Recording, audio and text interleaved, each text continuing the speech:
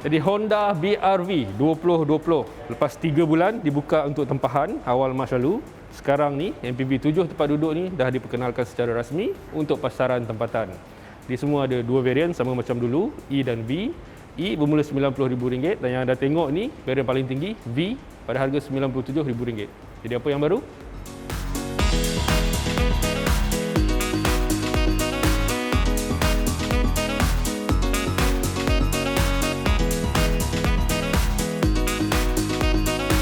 Jadi dah nama pun facelift, wajah depan dia lah yang paling banyak bertukar, yang ketara sekali. Sebab misalnya bahagian lampu ni, kalau dulu dalam tu ada kemasan krom sikit-sikit, sekarang dah semua hitam. Dan selebihnya yang anda tengok ni semua rekaan baru lah, masuk grill besar dengan 2 jalur krom ni. Dan bahagian bawah bumper semuanya baru.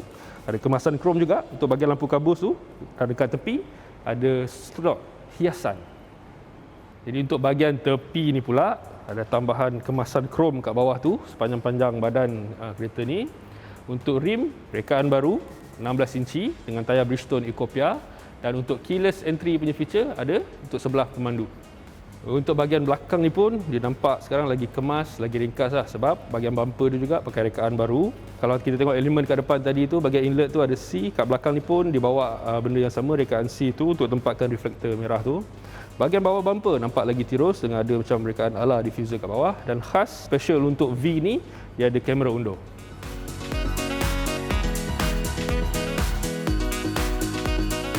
Di dekat bahagian dalaman ni pula ada juga sedikit sebanyak kemas ini yang diberikan. Misalnya kat bahagian tengah ni yang baru masuk panel untuk aircon ni. Lain-lain tempat duduk leather, tapi sekarang ada bahagian yang warna merah dengan benang di bawah warna merah. Jadi tema ni sama diterapkan juga pada tombol gear dan juga pada steering. Ada sikit benang merah kat belakang dia. Dan tambahan terbaru, pedal shifter. Jadi untuk kerusi belakang ini pun sama juga, kemasan kulit dengan ada tema-tema merah di sikit. Selebihnya sama macam sebelum ni lah, ruang kaki yang ada pun memadai. Sama juga dengan bumbung yang tinggi, boleh duduk dengan selesa. Dan kerusi ni boleh dilaraskan ke depan atau ke belakang, dan bahagian penyandar dia pun sama, boleh turun dan naik. Jadi anda boleh sesuaikan dengan keselesaan anda lah, tak kisah macam mana. Dan satu lagi, ada blower untuk aircon kat atas ni.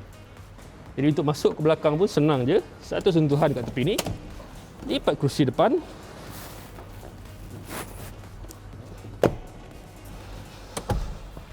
Jadi macam ni lah. Boleh duduk kat belakang ni, tapi ruang lutut dia agak sempit lah. Jadi untuk kanak-kanak dan yang badan rendah mungkin sesuai duduk kat bahagian belakang ni lah. Tapi saya rasa untuk jalan jauh susah juga. Untuk headroom pun ada, memadai.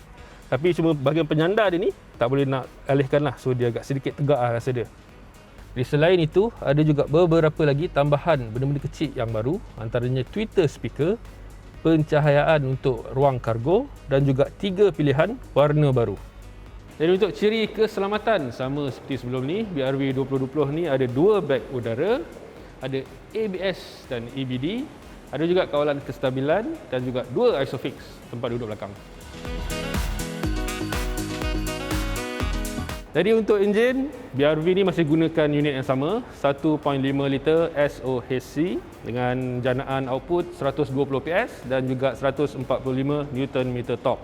Transmisi ke roda depan guna CVT, dan sehingga 31 Ogos nanti setiap pembelian BR-V ni, Honda Malaysia ada buat satu kempen Be Kind with BR-V. Maksudnya setiap pembelian kereta ni, sebahagian daripadanya akan disumbangkan kepada program bantuan untuk COVID-19. Jadi kalau anda nak datang tengok kereta ni di bilik pameran juga memang boleh, tapi buat appointment dulu dan ikut SOP kesihatan lah, gunakan topeng muka, sanitize tangan dan sebagainya macam biasa. Jadi setakat ini dulu dari saya, sampai berjumpa lagi.